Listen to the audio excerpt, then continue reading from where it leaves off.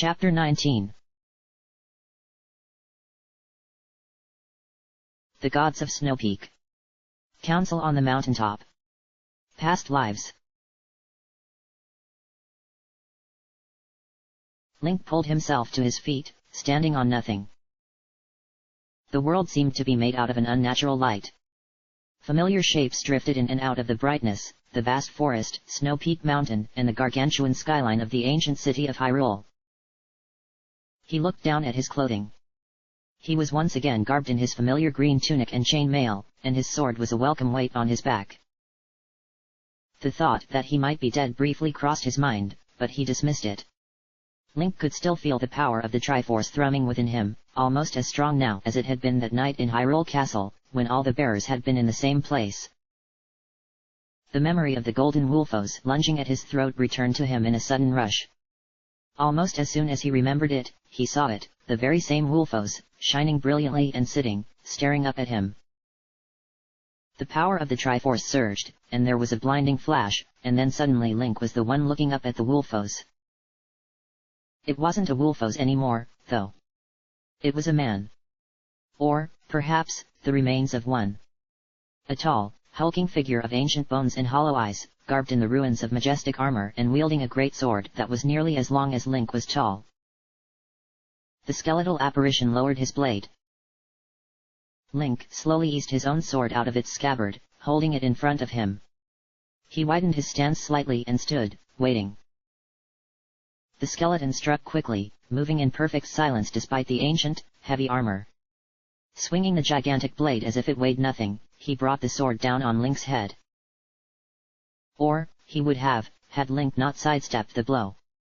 The mysterious swordsman reacted effortlessly, dodging Link's counterattack and lifting the weapon into an upward slice. Link was barely able to parry the attack before the skeleton struck again, and again, continuing to swing the great sword with an impossible speed, never tiring and never slowing. The battle was one-sided.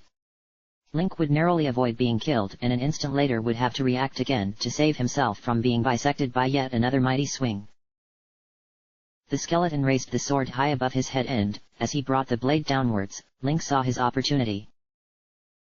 He angled his own sword precisely and stepped forward, accepting the entire weight of the blow. There was a loud crash of ringing metal as he turned the blow aside, stepped forward and, with one nimble strike, cleaved the skeletal warrior's head from its shoulders. Or he would have, had the skeletal warrior still been there. His mysterious foe dissolved into smoke as soon as his blow struck home, vanishing into nothingness on an absent wind. Truly, you are the bearer of courage. The voice was a deep rattle, impossibly ancient. Link turned around and saw the skeleton standing calmly, sword sheathed. It spoke again. For centuries I have wandered this snowy mountainside, waiting for the one who could equal me in battle.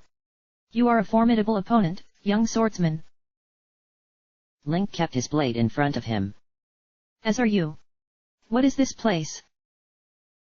He gestured with a rotting hand at the dazzling light, at the ghostly landmarks that seemed simultaneously close by and impossibly distant.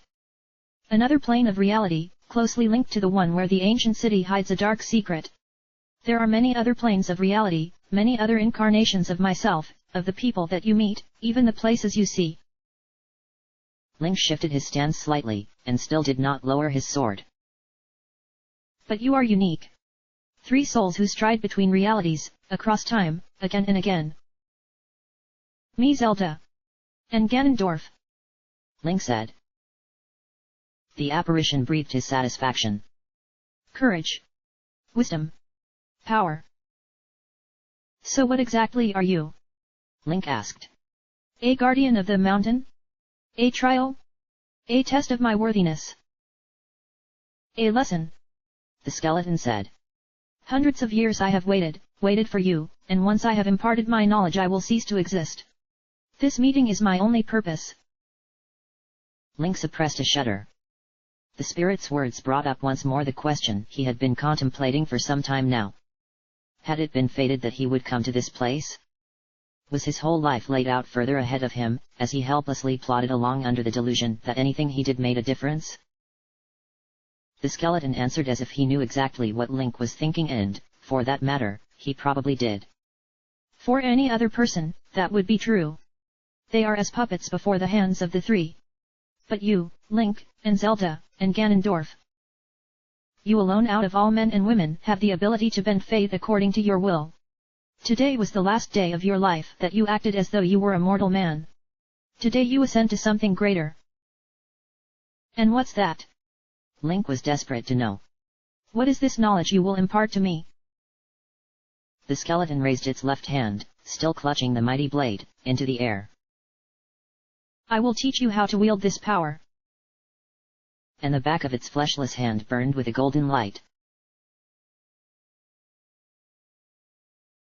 She waved the magical flame back and forth as it sat in her hand, wondering if the flickering light was penetrating the swirling whiteness of the snow at all. What do we do if he doesn't come back?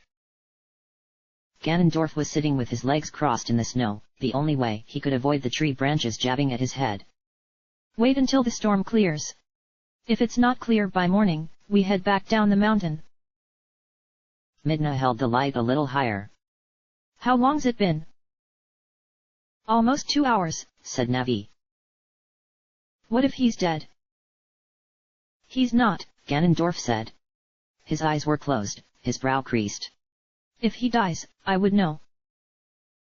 Midna swatted unenthusiastically at Navi floating around her head.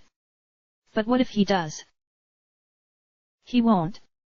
And Ganondorf left it at that. It was only a few minutes later that the snowstorm died down, with a suddenness that was uncanny. Where there had previously been an impenetrable wall of white, there was now a clear path to the network of caves in the side of Snow Peak Mountain. Midna couldn't help but startle a little when Link coalesced out of this sudden calmness, seeming to appear out of nowhere and traipse his way through the snow towards them. Hi, Link said. Goddesses! Where the hell have you been? Midna snapped back. We were worried you had run into trouble. Ganondorf explained. Not trouble, exactly. He trailed off. Then what? Link traced the back of his left hand with his fingers. The now familiar sense of unstoppable power flowing through him, the new knowledge of control. There really are gods on this mountain. Ganondorf laughed. You doubted me. It's a very big thing to believe.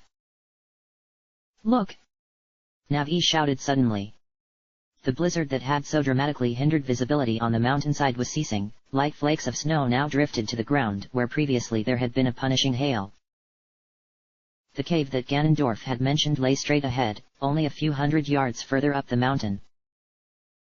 It was a matter of minutes now to work their way through the deep snow and into the dark crevice in the mountainside, now that the punishing winds and blinding sleet had dissipated. The hellish intensity of the storm had been bizarre, and the speed with which it vanished was nothing short of miraculous.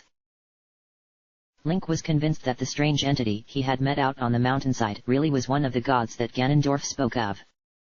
It had been here, waiting, for 1,000 years, only for him.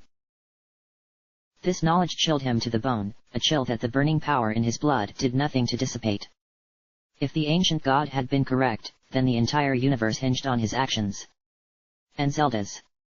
And Ganondorf's.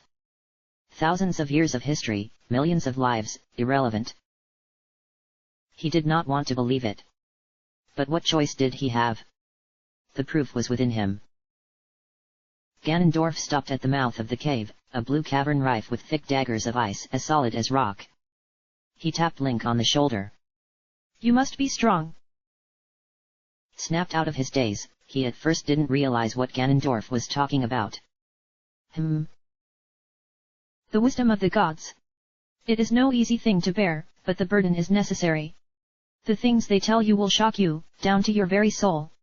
They will threaten to tear you apart. But you must be strong. What did they tell you? Link asked. You will find out. It nearly destroyed me. And it did destroy Princess Zelda. But courage will not falter. I believe in you, Link. He was oddly touched to have Ganondorf's trust. Link knew that it was not something the man bestowed often upon others. And I believe you will forgive me, Ganondorf said too, but the wind carried these words away before they reached Link's ears. What were you and the boss talking about? Navi floated above their heads, illuminating the icy passageway ahead. Ganondorf had fallen into silence, and trudged along behind them, staring at the ground. His breath had begun to condense at the edges of his beard and freeze solid, so that his face was ringed in white. He looked old and tired. The gods, Midna answered Navi's question. He was telling you about the gods on top of the mountain, wasn't he? Well. Yes, I suppose, Link said. She scowled. Tell me, are the gods only meant to speak to you? And Ganondorf? Link thought this was very possible, but he had a feeling that it wasn't the answer Midna wanted to hear. I don't know. Because I would certainly like a word or two with these so-called gods. And they're going to hear from me whether they like it or not. Seeing Midna like this depressed Link even further. Surely the gods would not have created the world if they only meant for its inhabitants to live their lives like puppets, completely devoid of power or free will. He began to fear the revelations that awaited him at the mountain's peak. The howling blizzard was undoubtedly magical in nature. Its whiteness was so complete, so total that a hapless traveler could wander the mountainside for days without ever escaping the colorless void. She was no hapless traveler. The power inside her resonated, guiding her, calling her. Zelda was no stranger to cold. She was no stranger to solitude. The lonely spires far atop the city of Hyrule were furnished with plenty of both. So she stood, unflinching against the gale, letting the wind whip and tear her hair, her clothing, her skin. She took a step forward, hesitantly, feeling the swirling complexity of the enchantment. A thing of beauty. Beyond even her ability. But not for long. The magic of the Triforce guided her through the magical storm, allowing her to gradually proceed along the one true path to the mountain's peak. The wind grew more and more intense, the hail more stinging, as she progressed with agonizing slowness. It had been a very long time since Zelda had felt real pain. Since the cold of a wintry gust had pierced her skin and chilled the bone. This magic was strong, indeed. It was like walking through a waterfall when she finally reached the edge of the enchantment. Stepping out of a solid wall of whiteness, Zelda found herself atop of Snow Peak, in the eerie stillness of the storm's eye. So the second of three seeks counsel, said a voice, and it was in a strange language that she had never heard before. But she knew it, and she replied in kind. It is not counsel I seek, O God of the mountaintop. The god craned its ancient scaled head forward. No. You seek wisdom. Knowledge. Just as the first of you sought power. Zelda shook off the gauntlet covering her hand, and removed the slender white glove beneath. She held up her bare hand, not even feeling the frigid air now, and showed the deity the golden mark there. I have been the ruler of this land since its creation. At first I thought I was mortal, just like any other man or woman. But I was wrong. Then I believed that I was gifted, exceptionally talented in the ways of magic. That, too, was incorrect. I learned that I was blessed, a chosen servant of the gods, granted their power and placed in this world to serve them.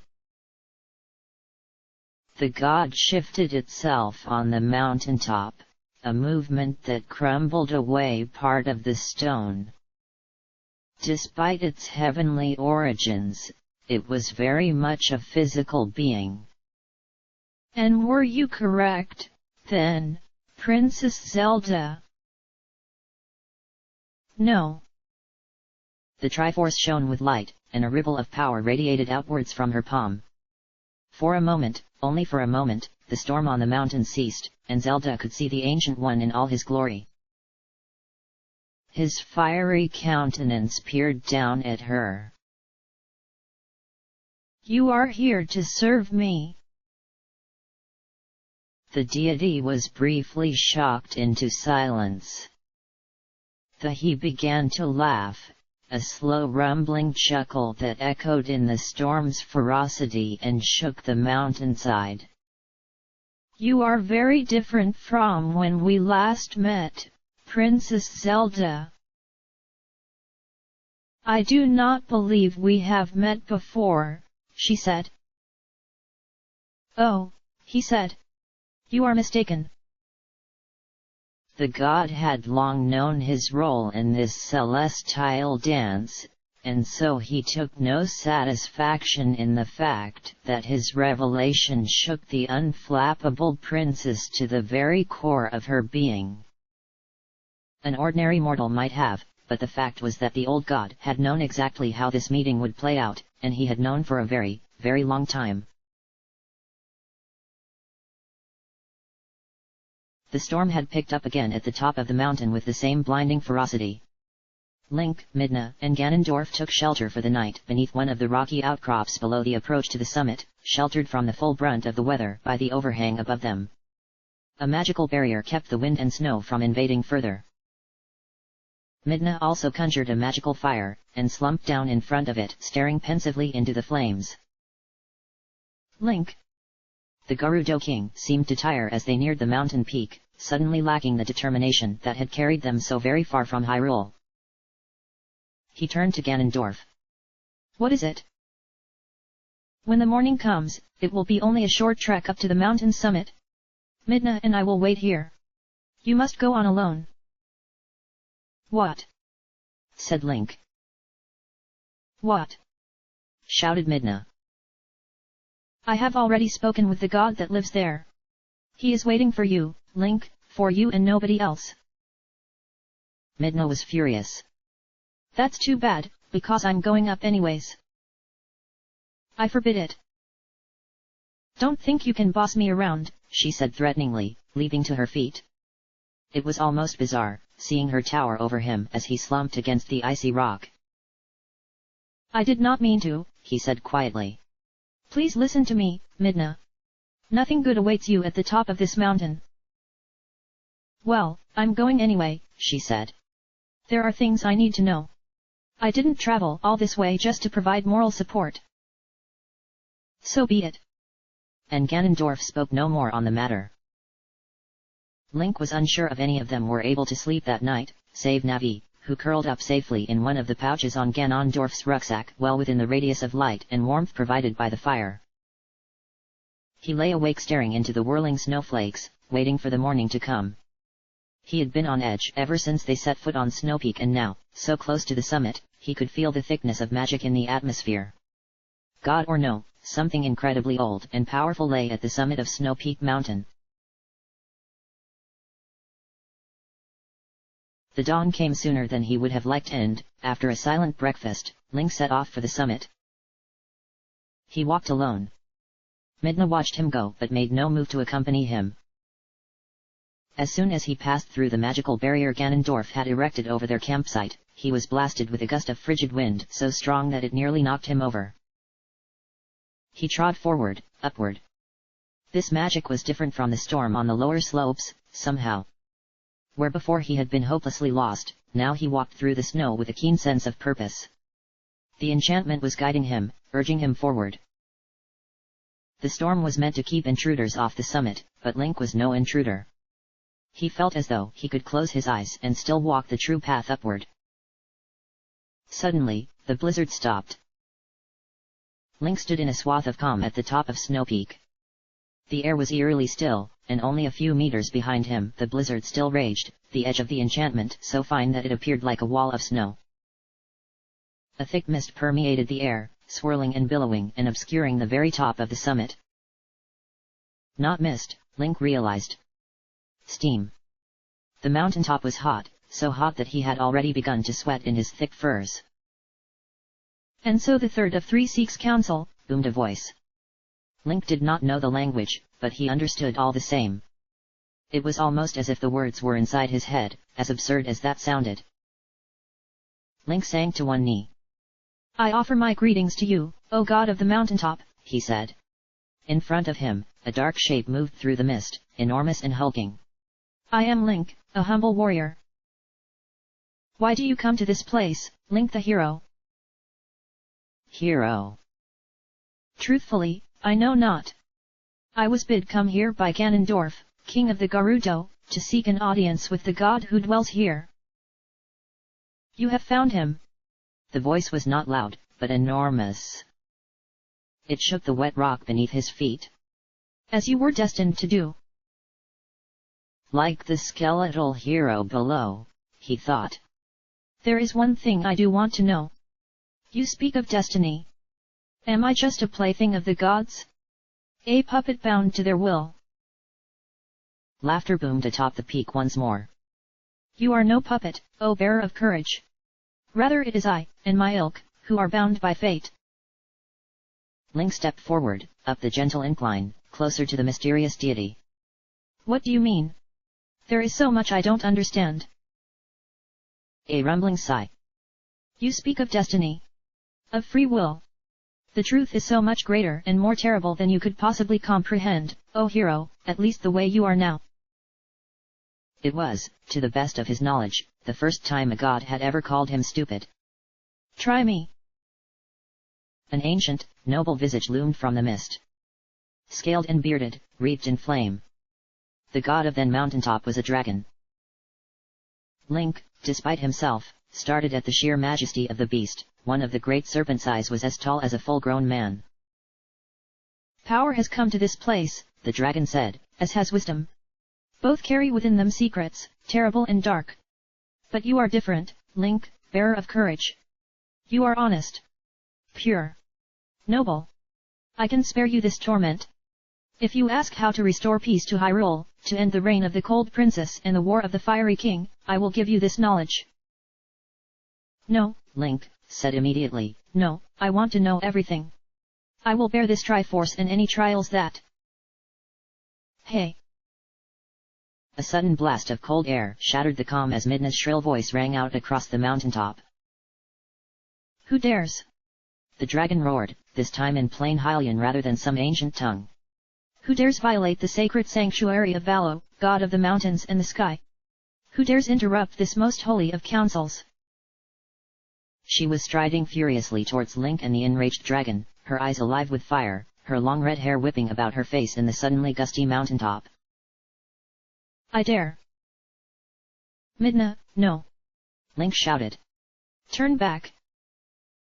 Shove it. She told him. Looking up at the dragon, she said, You listen here. I have had it up to here with all this superstitious nonsense. Now are you gonna tell me how to kill Zant and Zelda? Or am I gonna beat you up first? She had managed to shock both Link and Valo the mountain god into silence. You are quite interesting, stubborn Twilight. The dragon stared her down. To summon the willpower to break through the enchantment around this peak, and to presume to threaten me. Don't harm her, Link said. He had meant it as a request, but when he said it, he was surprised to find that it came out as a command. Very well then, O Twilight Princess. If you believe you are worthy, then you may partake of the same revelation as the Triforce bearers. No, Link shouted. Don't do it, Midna. Shut up, she said. Then she looked up at Valo. I am no god's plaything. She sounded like she was trying to convince herself more than anything. I will destroy Zant the usurper. I will destroy the tyrant Zelda. No one, god or mortal, will stop me. The silence seemed to last forever, broken only by the increasing howl of the wind. Midna's hair swished back and forth, vibrant red spattered with flecks of snow. See the truth of what you are, the dragon said. See the truth of the world. Link was a child. Small, and alone, and surrounded by water. The sun above him burned his face, his hands, and the back of his neck, stifling him in the clothes he had received for his birthday. He had water, but refrained from taking a drink. The small cask, half full, had to last him the remainder of the journey to the great tower that had risen out of the sea, a trip he estimated at 2 days. At the very least. Not for the first time he entertained the idea of plunging into the sea, of letting the cool waves of the ocean envelop him and sweeping away the awful, awful heat. Again, he reminded himself. The water was poison, deadly to drink. The green and blue waters were in reality black depths, crushing cold darkness waiting to press the breath from his lungs. A lone gull wheeled overhead. The horizon was nothing but water, an endless expanse of shimmering sea reflecting the bright light of the sun overhead. Broken only by the tower, rising before him, looming larger and larger with each passing day. Did it go all the way up to the sky? He wondered. Did it go all the way down to the ocean floor? A dream. A dream that had continued past waking, and had bled into reality. Link struggled to see through the torrential downpour. He could just make out the stone facade of Hyrule Castle further up the road, although it looked to be a ways away yet. Had his uncle heard it too? The mysterious voice in his head, somewhere between the waking world and the dream world. He almost slipped on the wet stone of the bridge.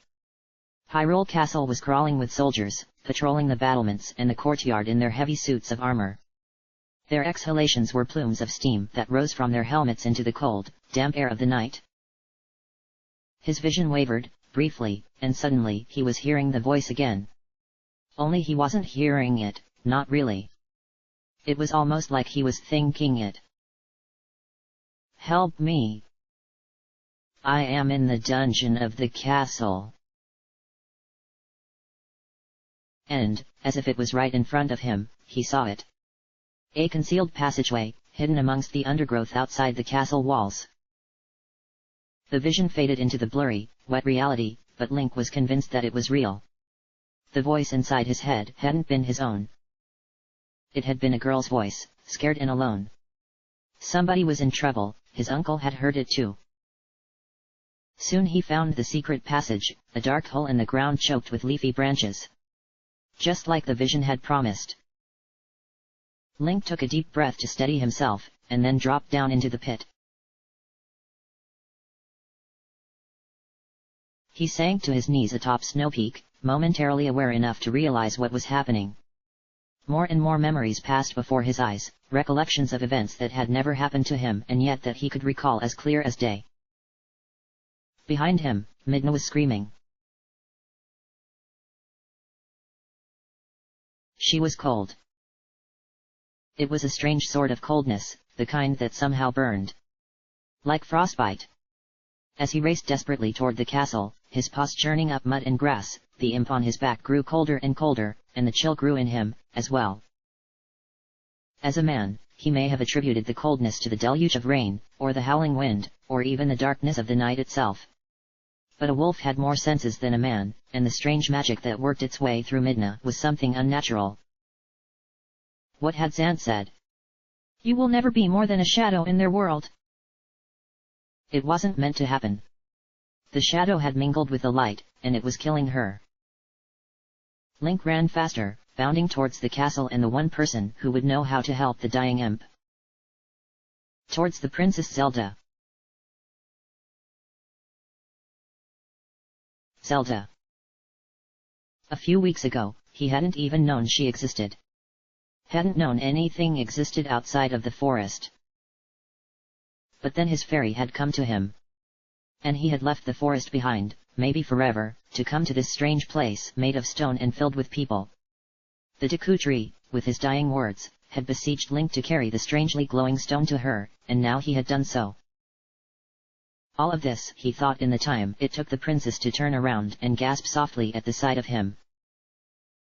She was a child not much older than Link himself, but for a moment he saw her as something else, as a sage, ancient and wise. Then the princess's eyes widened, and she smiled, and they were two children standing together in the quiet palace garden. Her eyes were a glassy blue. like deep waters. Atop the cold mountain, Link saw himself live 1,000 lives, die 1,000 deaths, some glorious, some ignominious, some quiet and peaceful, others hellish and bloody.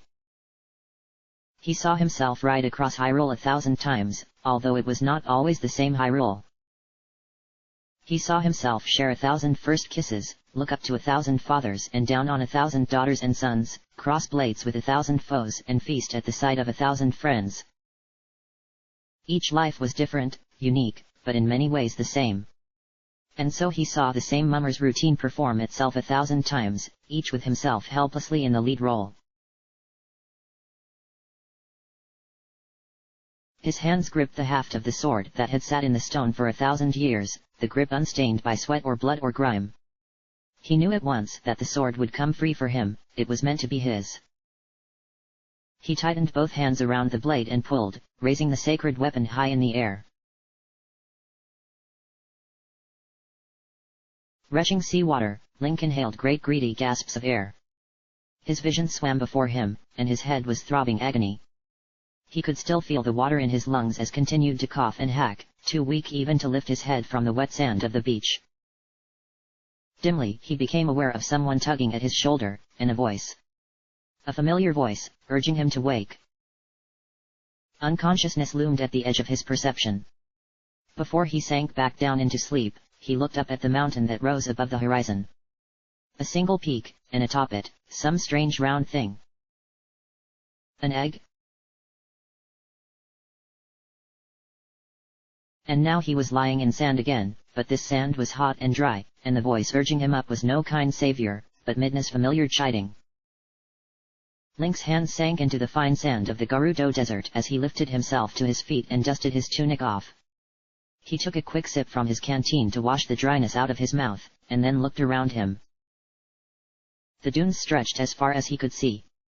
The wastes were uninterrupted, except for a tiny irregularity at the edge of his vision.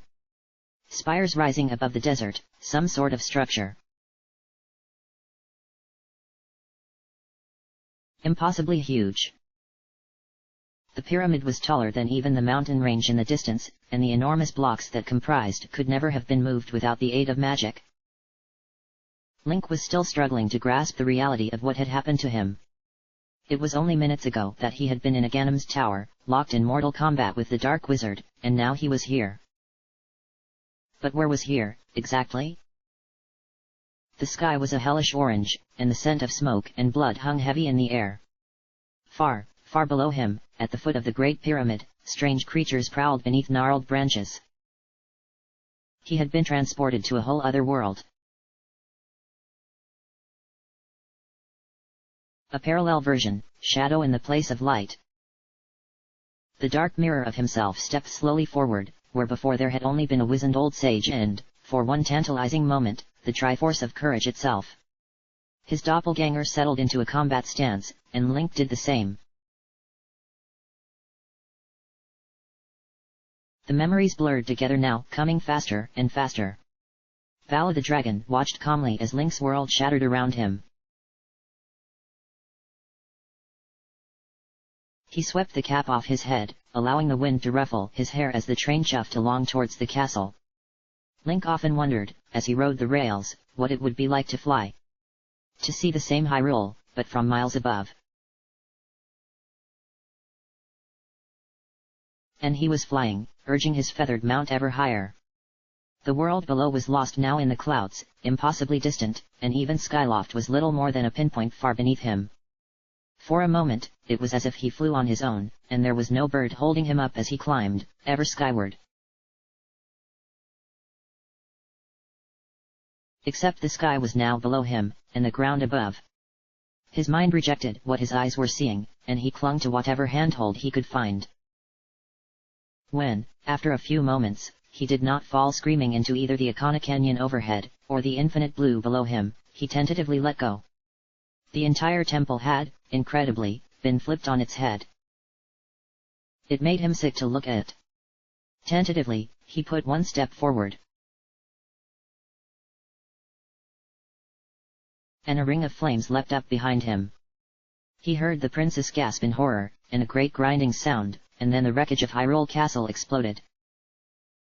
He rose from the ruins, all power and fury and wreathed in flame, the golden insignia of the Triforce shining with blinding intensity. And with the silver arrows still in his heart, the beast kept coming. Link slashed at the hand wielding the massive trident, scoring the flesh deeply with the master sword, but nothing seemed to harm this beast, this nightmarish creation of flesh and magic powered by the black heart and soul of a man. A man broken. The Old One's eyes had turned wild, and he was blind with fury as he lunged and parried with Link in the fury of the storm. The rain continued to fall, a deluge of salt water unlike anything he had ever seen. The world was ending around them, they were going to die, all of them, and still the three of them fought atop the tower. One last battle, a madman raging in impotent fury at the dying world. As smoke and flame rose in a dark plume from the shattered castle, and as the sun set across the blood-red plains of Hyrule, the King of Thieves raised a mailed fist high into the air. Link saw Midna's helm in his hand, saw it shatter and crumble into nothingness, and his heart sank. She was dead, the greatest friend he had ever known, and the tyrant breathed still. The visions had ceased. Now do you understand, O hero? The dragon said. Now do you see the truth of this world? Of what you are? Of your true destiny? Link felt like he had just run 100 miles. Like he had fought an army of foes by himself. He was breathing so hard that he could not even speak. Never in his life he felt so exhausted, so absolutely drained. Behind him, he heard Midna's agonized moans, punctuated with the sound of sobbing. He wondered dimly what she had seen. With this revelation, the truth behind the Triforce, the three bearers, and the goddesses are placed before you. I may provide no further counsel. Link struggled to his feet, his mind attempting feebly to comprehend what he had just seen. His head was a whirling maelstrom of emotion, and one above all rose to the surface. Rage. The cold, righteous fury that had possessed him on the nights of those great battles, in his other lives. Lives that were every bit as real as the one he was living now. In his memories, he saw every single betrayal, every single lie, every single ruthless murder and bloody coup. He took 1,000 wounds, watched the people and land that he loved put to the sword, and looked into those eyes and saw naught but evil. For throughout all his lives, all his adventures and battles, one face rose from the flames again and again.